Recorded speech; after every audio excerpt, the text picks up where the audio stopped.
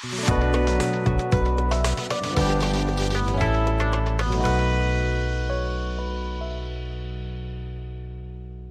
everyone, welcome back to my channel where we talk about all things personal finance. Today, I want to share some of the financial mistakes I've made over the last 5 years, and what I've learned from them. Okay, so let's start with mistake number 1. I used to think that saving money was a chore, and that it was better to spend my money on things that I wanted in the moment, like a new dress or a fancy dinner. But the truth is, that kind of thinking only led to unnecessary debt and stress. So, what did I learn from that experience?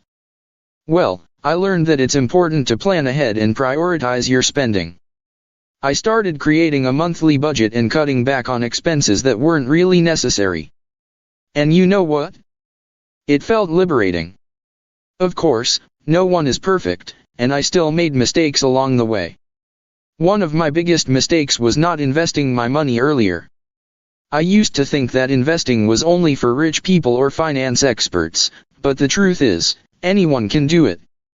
It's all about educating yourself and taking small steps towards your financial goals.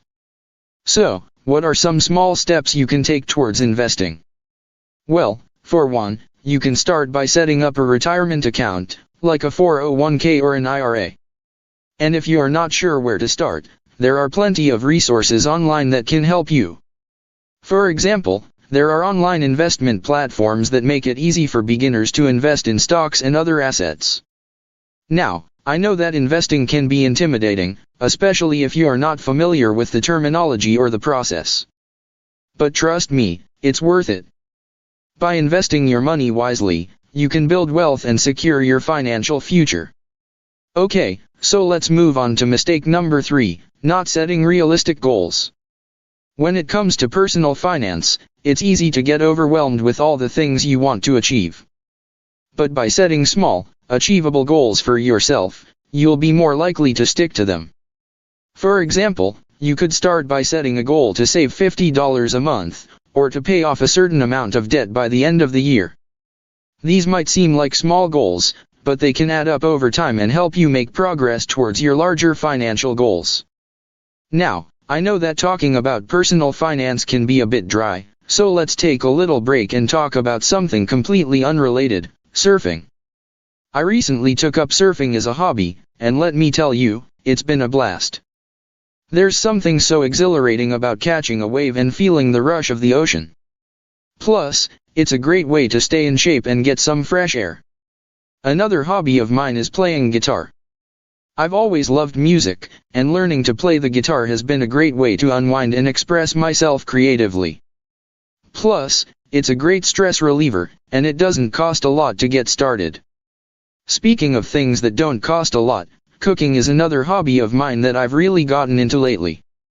Not only is it a great way to save money on eating out, but it's also a lot of fun to experiment with new recipes and ingredients. And let me tell you, there's nothing like the satisfaction of making a delicious meal from scratch. Okay, enough about hobbies, let's get back to personal finance. One of the biggest financial mistakes I made was not having an emergency fund. I used to think that I could handle any unexpected expenses that came my way, but the truth is, life is unpredictable, and having an emergency fund is essential. So, what is an emergency fund, and how can you start building one? Basically, an emergency fund is a savings account that you set aside for unexpected expenses, like car repairs or medical bills. Ideally, you should aim to save up at least 3 to 6 months' worth of living expenses. And while that might seem like a lot, remember that every little bit counts. Finally, one of the most important things I've learned on my financial journey is the importance of self-care. It's easy to get caught up in the day-to-day stresses of managing your finances, but it's crucial to take care of yourself both mentally and physically. For me, self-care includes things like meditation, yoga, and getting enough sleep. It also means taking breaks from work and allowing myself to enjoy the simple pleasures in life, like spending time with loved ones or going for a walk in nature. Well, that's all for today's video. I hope you found my financial journey and the lessons I've learned helpful. Remember, we all make mistakes, but it's how we learn from them that really matters. And if you take one thing away from this video, let it be this: taking care of your finances is important, but taking care of yourself is even more important. Thank you for watching. If you found this video helpful, be sure to give it a thumbs up and subscribe to NIKESTHETICS for more personal finance tips and tricks.